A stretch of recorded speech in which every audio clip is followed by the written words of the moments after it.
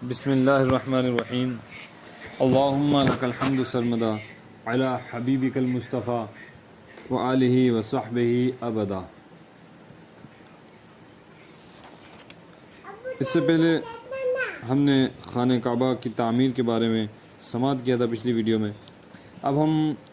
اعلان نبوت سے قبل جو لوگ نبی پاک صلی اللہ علیہ وسلم کے احباب دوست ہوا کرتے تھے ان کے بارے میں پڑھیں گے۔ اعلان نبوت سے قبل جو لوگ حضور صلی اللہ تعالیٰ علیہ وآلہ وسلم کے مخصوص احباب اور رفقا تھے وہ سب نہایت ہی بلند اخلاق، عالی مرتبہ، ہوش مند اور باوقار لوگ تھے۔ ان میں سب سے زیادہ مقرب حضرت ابو بکر رضی اللہ تعالیٰ عنہ تھے، جو برسوں آپ کے ساتھ وطن اور سفر میں رہے اور تجارت نیز کاروباری معاملات میں بھی ہمیشہ آپ کے شریک اور رازدار رہا کرتے۔ اسی طرح حضرت خدیجہ رضی اللہ تعالیٰ عنہ کے چچا زاد بھائی حضرت حکیم بن حزام رضی اللہ تعالیٰ عنہ، جو قریش کے نہایت ہی معزز رئیس تھے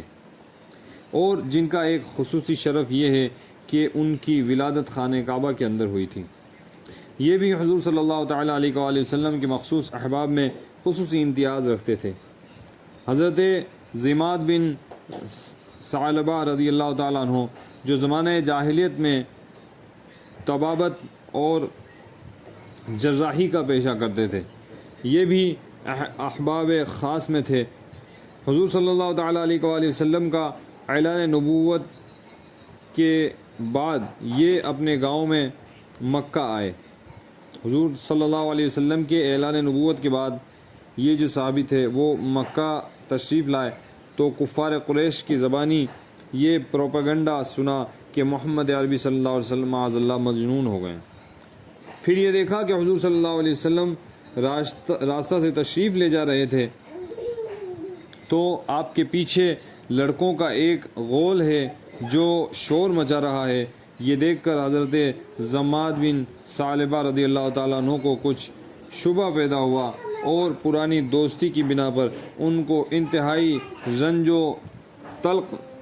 ہوا۔ چنانچہ یہ حضور صلی اللہ علیہ وسلم کے پاس آئے اور کہنے لگے کہ اے محمد صلی اللہ علیہ وسلم، میں طبیب ہوں اور جنون کا علاج کر سکتا ہوں۔ یہ سن کر میرے پیارے آقا حضور رحمت عالم صلی اللہ علیہ وسلم نے خدا کی حمد و ثنا کے بعد چند جملے ارشاد فرمائے، جن کو حضرت ضماد بن ثعلبہ رضی اللہ تعالیٰ عنہ کے قلب پر گہرا اثر پڑا۔ جن جملوں کا حضرت ضماد بن ثعلبہ رضی اللہ تعالیٰ عنہ کے قلب پر اتنا گہرا اثر پڑا کہ وہ فوراً ہی مشرف اسلام ہو گئے۔ حضرت قصی بن صائب مخزومی رضی اللہ تعالیٰ عنہ تجارت کے کاروبار میں آپ کے شریک کار رہا کرتے تھے اور آپ کے گہرے دوستوں میں تھے۔ یہ کہا کرتے تھے کہ حضور اکرم صلی اللہ تعالیٰ علیہ وآلہ وسلم کا معاملہ اپنے تجارتی شرکاء کے ساتھ ہمیشہ نہایت ہی صاف ستھرا رہا کرتا تھا اور کبھی کوئی جھگڑا پیش نہیں آتا تھا۔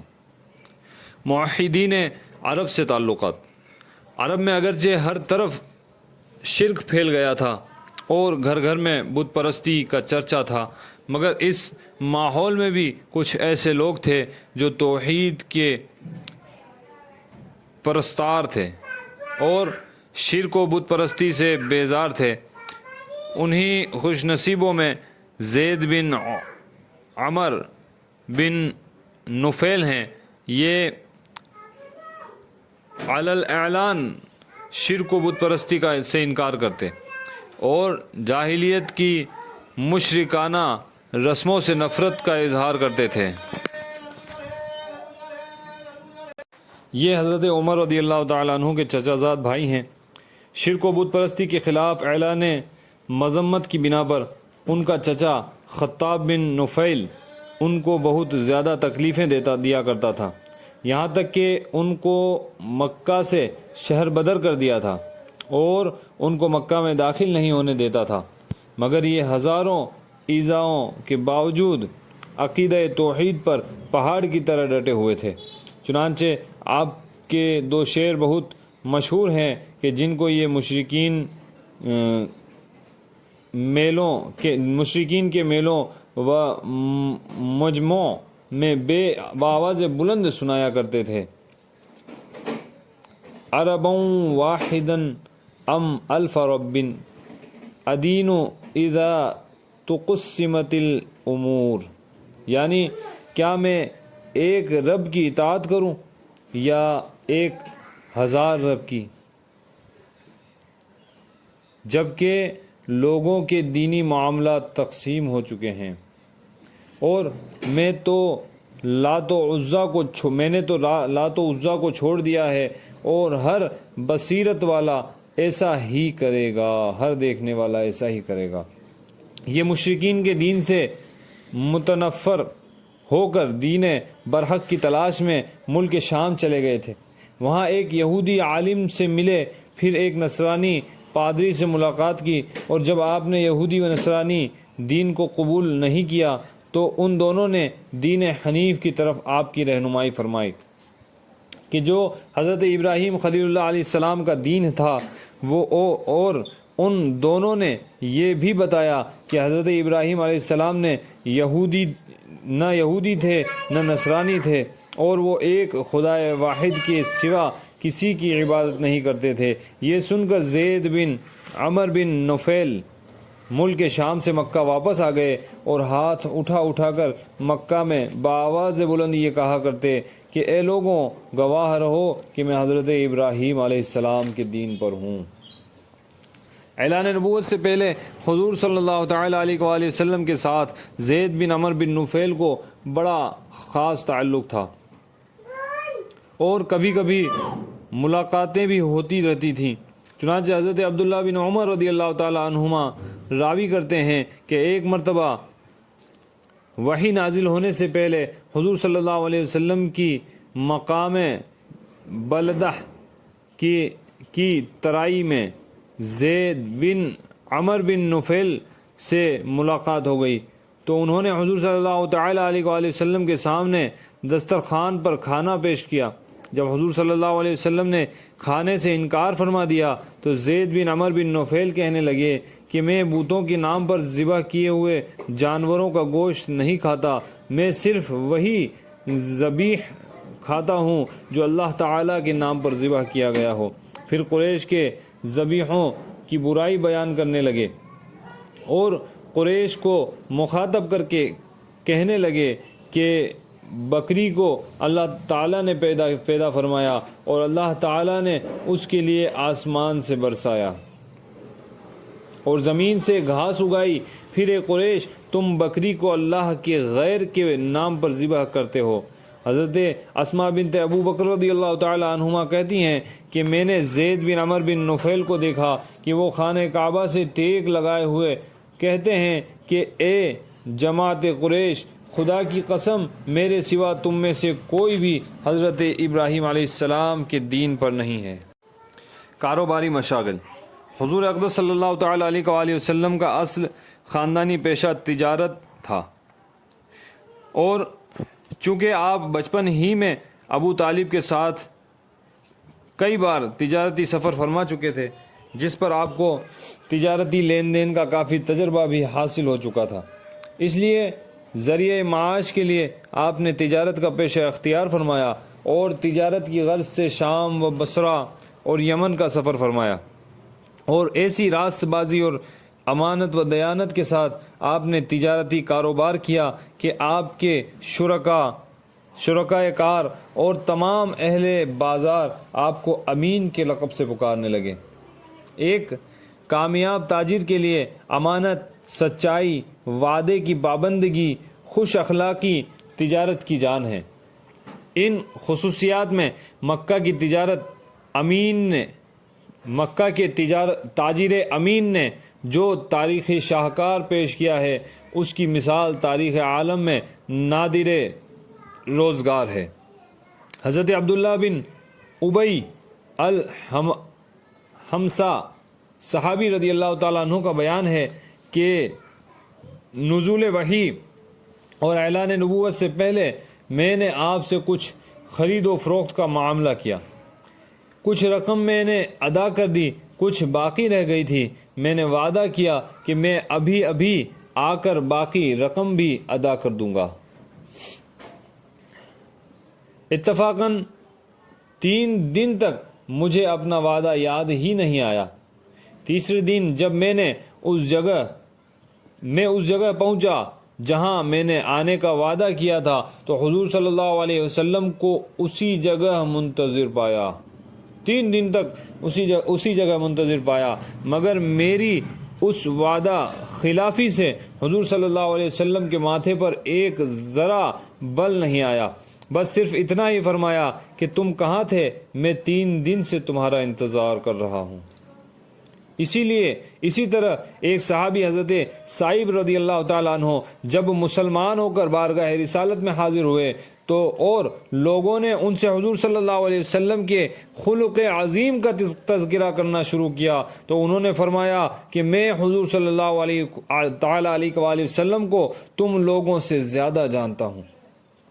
اعلان نبوت سے پہلے آپ میرے شریک تجارت تھے، لیکن حضور صلی اللہ تعالی علیہ وسلم نے ہمیشہ معاملہ اتنا صاف اور ستھرا رکھا کہ کبھی بھی کوئی تکرار یا کوئی تو میں کی نوبت ہی نہیں آئی۔ غیر معمولی کردار۔ حضور اقدس صلی اللہ تعالی علیہ وآلہ وسلم کا زمانہ طفولیت ختم ہوا، جوانی کا زمانہ آیا تو بچپن کی طرح آپ کی جوانی بھی عام لوگوں سے نرالی تھی۔ آپ کا شباب مجسم حیا اور چال چلن، عصمت و وقار کا کامل نمونہ تھا۔ اعلان نبوت سے قبل حضور صلی اللہ تعالی علیہ وآلہ وسلم کی تمام زندگی بہترین اخلاق و عادات کا خزانہ تھی۔ سچائی، دیانتداری، وفاداری، وعدہ کی پابندگی،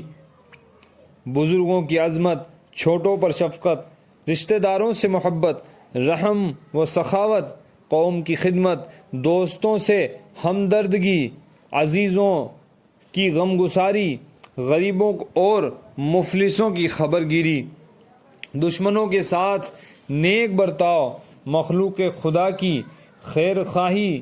غرض تمام نیک خصلتوں اور اچھی باتوں میں آپ اتنی بلند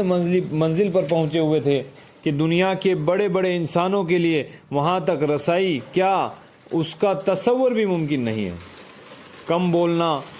فضول باتوں سے نفرت کرنا، خندہ پیشانی اور خوش روئی کے ساتھ دوستوں اور دشمنوں سے ملنا، ہر معاملے میں سادگی اور صفائی کے ساتھ بات کرنا حضور صلی اللہ تعالی علیہ وآلہ وسلم کا خاص شیوا تھا۔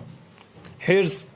طمع، دغا، فریب، جھوٹ، شراب خوری، بدکاری، ناچ گانا، لوٹ مار، چوری، فحش گوئی، حالانکہ ہر تمام بری عادتوں اور مذموم خصلتیں جو زمانہ جاہلیت میں گویا ہر بچے کے خمیر میں ہوتی تھی، حضور صلی اللہ تعالی علیہ وآلہ وسلم کی ذات گرامی ان تمام عیب و نقائص سے پاک رہی۔ آپ کی راست باری یعنی سچائی اور امانت و دیانت کا پورے عرب میں شہرا تھا، اور مکہ کے ہر چھوٹے بڑے کے دلوں میں آپ کے برگزیدہ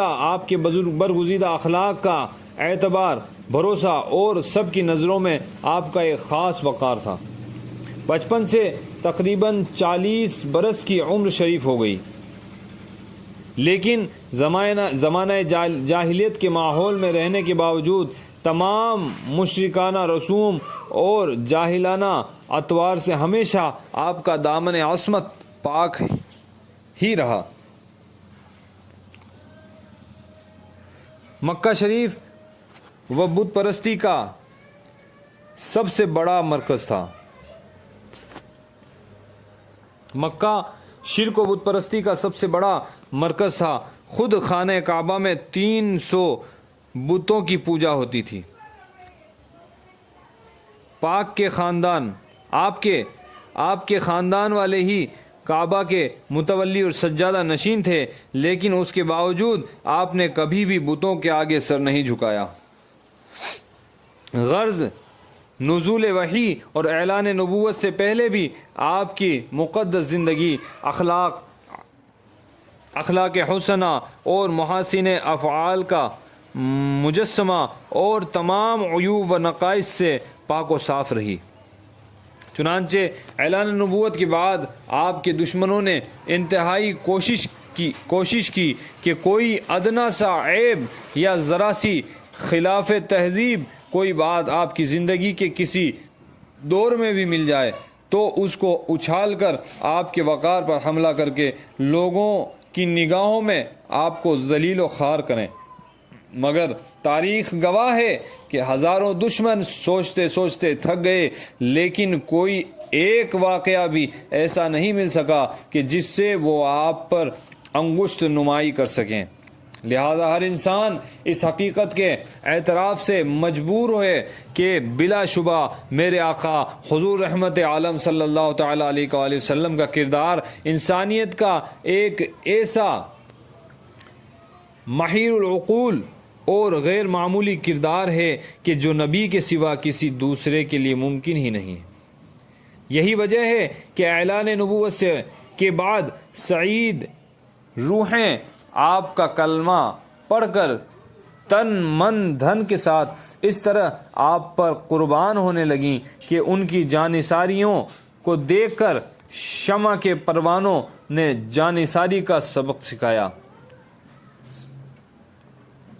اور حقیقت شناس لوگ فرط عقیدت سے آپ کی حسن صداقت پر اپنی عقلوں کو قربان کر کے اور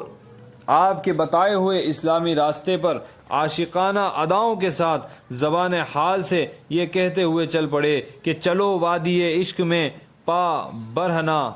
چلو وادی عشق میں پا برہنا، یہ جنگل وہ ہے کہ جس میں کانٹا نہیں ہے، یہ جنگل وہ ہے کہ جس میں کانٹا نہیں ہے۔